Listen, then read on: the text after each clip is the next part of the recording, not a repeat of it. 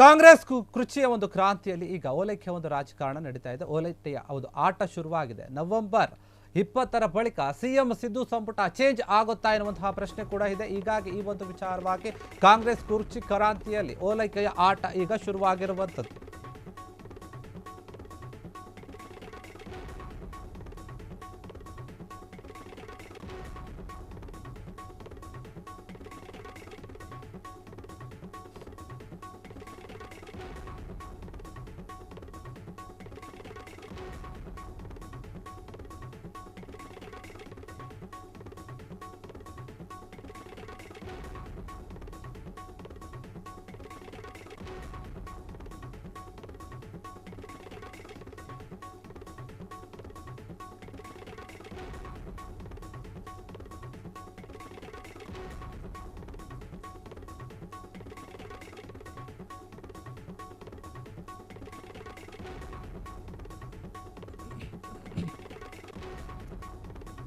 ಕಾಂಗ್ರೆಸ್ ಕುರ್ಚಿಯ ಒಂದು ಕ್ರಾಂತಿಯಲ್ಲಿ ಏನು ನಮಗೆ ಒಂದು ಸೀಟ್ ಸಿಗುತ್ತಾ ಇಲ್ವಾ ಅಥವಾ ಇರೋದನ್ನ ಉಳಿಸ್ಕೋಬೇಕಾ ಬೇಡವಾ ಏನು ಎಲ್ಲ ಒಂದು ಲೆಕ್ಕಾಚಾರಗಳು ನಡೀತಾ ಇದೆ.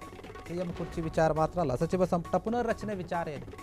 ಅದ್ರ ಬಗ್ಗೆ ಕೂಡ ಸಾಕಷ್ಟು ಚರ್ಚೆ ಆಗ್ತಾ ಇದೆ. ನವೆಂಬರ್ 20ರ ಬಳಿಕ ಸಿಎಂ ಸಿದ್ದು ಸಂಪುಟ ಚೇಂಜ್ ಆಗುತ್ತಾ ಎನ್ನುವಂತಹ ಪ್ರಶ್ನೆ ಇತ್ತು. ಸಂಪುಟದಲ್ಲಿ ಯಾರಿಗೆಲ್ಲ ಲಕ್ ಇರುತ್ತೆ ಅಥವಾ ಯಾರಿಗೆಲ್ಲ ಕೋಕ್ ಕೊಡಲಾಗುತ್ತೆ, ಅಂದರೆ ಯಾರನ್ನ ಕೈ ಹಿಡಿದುಕೊಳ್ತಾರೆ, ಯಾರನ್ನ ಕೈ ಬಿಡಲಾಗುತ್ತೆ ಅನ್ನುವಂಥ ಒಂದು ವಿಚಾರ ಏನು.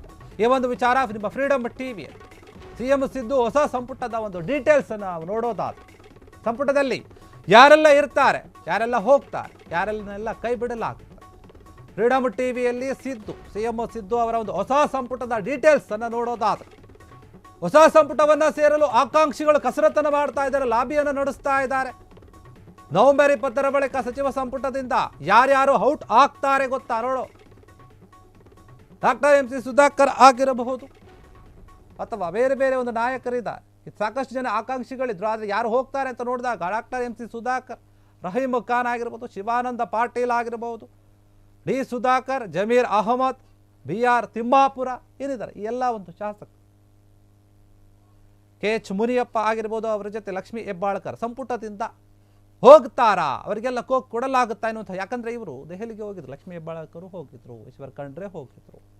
ಸಾಕಷ್ಟು ಜನರು ದೆಹಲಿಗೆ ಹೋಗಿ ಹೈಕಮಾಂಡ್ ನಾಯಕರನ್ನ ಭೇಟಿ ಮಾಡಿ ತಾವು ಮಾಡಿದಂತಹ ಒಂದು ಕೆಲಸಗಳನ್ನು ಹೇಳುವಂತಹ ಒಂದು ಕೆಲಸ ನಡೆದಿದೆ, ಕಾರ್ಯ ನಡೆದಿದೆ. ನೋಡಿ, ನಾವು 2 ವರ್ಷದಲ್ಲಿ ಏನು ಮಾಡಿದ್ದೀವಿ, ಸಾಧನೆ ಮಾಡಿದ್ದೀವಿ ಅಂತ ಹೋಗಿ ಹೈಕಮಾಂಡ್ಗೆ ಹೋಗಿ ತಿಳಿಸಿ ತಮ್ಮ ಕುರ್ಚಿಯನ್ನು ಭದ್ರಪಡಿಸಿಕೊಳ್ಳುವಂಥ ಒಂದು ಕೆಲಸ ಆಗ್ತದೆ. ಹೀಗಾಗಿ ಈ ಒಂದು ವಿಚಾರದಲ್ಲಿ ಡಿ ಸುಧಾಕರ್ ಆಗಿರ್ಬೋದು, ಜಮೀರ್ ಅಹಮದ್ ಆಗಿರ್ಬೋದು, ಲಕ್ಷ್ಮೀ ಹೆಬ್ಬಾಳ್ಕರ್, ಈ ರೀತಿಯ KH ಮುನಿಯಪ್ಪ ಇವರೆಲ್ಲರೂ ಕೂಡ ಸಂಪುಟದಿಂದ ಕೋಕ್ ಕೊಡಲಾಗುತ್ತೆ ಎನ್ನುವಂಥ ಮಾಹಿತಿ ಕೇಳಿ ಬರ್ತಾ ಇದೆ. ಹೊಸ ಸಂಪುಟದಲ್ಲಿ 2028ರ ಚುನಾವಣೆ ಗೆಲ್ಲುವಂತಹ ಒಂದು ನಿಟ್ಟಿನಲ್ಲಿ ಸಂಪುಟವನ್ನು ವಿಸ್ತರಣೆ ಮಾಡಲಾಗ್ತಾ ಇದೆ. ಸಿದ್ದು ಹೊಸ ಸಂಪುಟದಲ್ಲಿ ಯಾರ್ಯಾರು ಇರಲ್ಲ ಅಂತ ನೋಡೋದಾದ್ರೆ ಇವರನ್ನ ಕೈ ಬಿಡುವಂಥ ಒಂದು ಸಾಧ್ಯತೆ ಅಂತ ಹೇಳಲಾಗ್ತದೆ. ಅಥಣಿ ಶಾಸಕ ಲಕ್ಷ್ಮಣ ಸವದಿ, ಸ್ಪೀಕರ್ UT ಖಾದರ್, ಮತ್ತೆ KGF ಶಾಸಕಿ ರೂಪಾ ಶಶಿಧರ್, P ನಾಗೇಂದ್ರ, M ಕೃಷ್ಣಪ್ಪ, ಅರಸೀಕೆರೆ ಶಾಸಕ ಆಗಿರುವಂತಹ ಶಿವಲಿಂಗೇಗೌಡ ಹೊಸ ಸಂಪುಟದಲ್ಲಿ ಲಕ್ ಸಾಧ್ಯತೆ ಅಂತ ಹೇಳ್ತಾರೆ. ಇವರಿಗೆಲ್ಲ ಸಿಗಬಹುದು ಅಂತ ಕಾಂಗ್ರೆಸ್ ಕುರ್ಚಿ ಕ್ರಾಂತಿಯಲ್ಲಿ ಈಗ ಓಲೈಕೆ ರಾಜಕಾರಣ ಏನು ನಡೀತಾ ಇದೆ ಅದರಲ್ಲಿ ಕೆಲವರನ್ನ ಕೈ ಬಿಡುತ್ತಾರೆ, ಕೆಲವರನ್ನ ಮತ್ತೆ ಕರೆದುಕೊಳ್ತಾರೆ ಅಂತ ಹೇಳಲಾಗ್ತಾ ಇದೆ. ಹೀಗಾಗಿ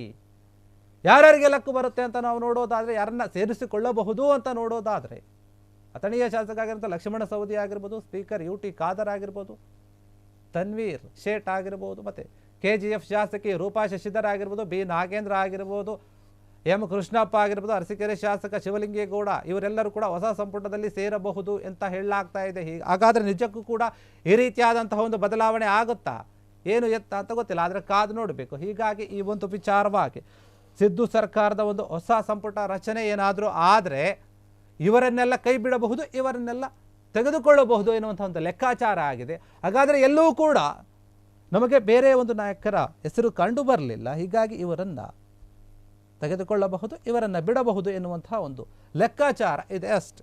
ಕ್ಷಣ ಕ್ಷಣದ ಸುದ್ದಿಗಳಿಗಾಗಿ ಫ್ರೀಡಮ್ ಟಿವಿ ಸಬ್ಸ್ಕ್ರೈಬ್ ಮಾಡಿ, ಲೈಕ್ ಮಾಡಿ ಹಾಗೂ ಫಾಲೋ ಮಾಡಿ. ಹೊಸ ಸುದ್ದಿಗಳ ನೋಟಿಫಿಕೇಶನ್ಗಾಗಿ ಬೆಲ್ ಐಕಾನ್ ಮೇಲೆ ಕ್ಲಿಕ್ ಮಾಡಿ.